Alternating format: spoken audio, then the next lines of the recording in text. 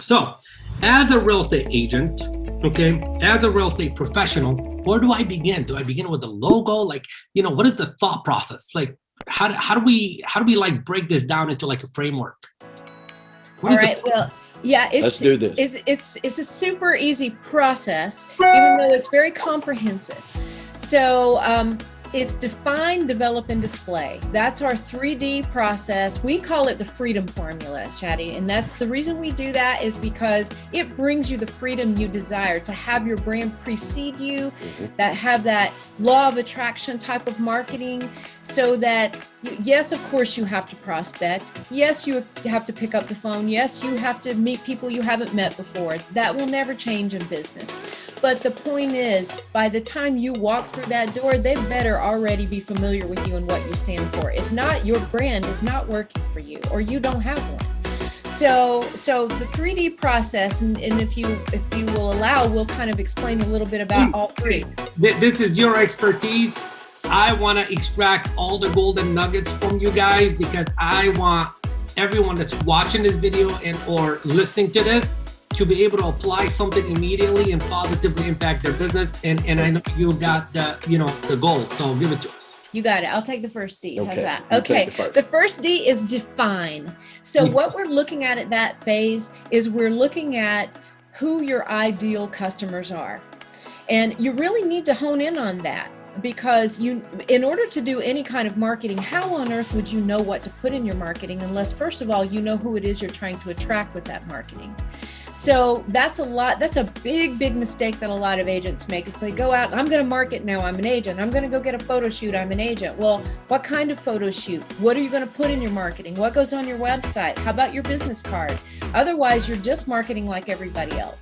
So we start looking at those ideal customers, not for the point of boxing you in and saying you can only work with these type of people. You can work with anybody you want.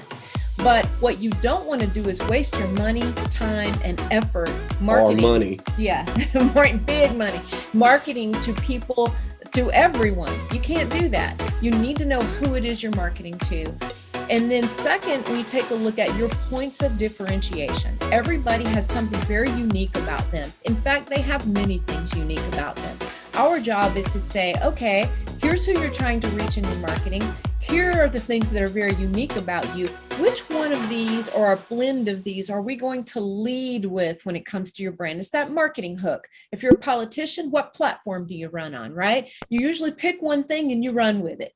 And it's not very different in real estate. You pick one thing you want to stand for or be known for. Now, that's what we call a brand identifier. Most people would refer to that as a tagline or a slogan. It should either be who you are or what you stand for.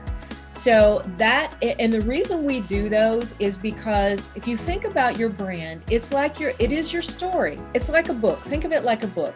You cannot, however, put the entire contents of your story on the cover of your book. No one would be able to read it. Right. So what we have to have is that 75-mile-an-hour drive-by, stop in your tracks. Super wow, that's shiny. Interesting. Yeah.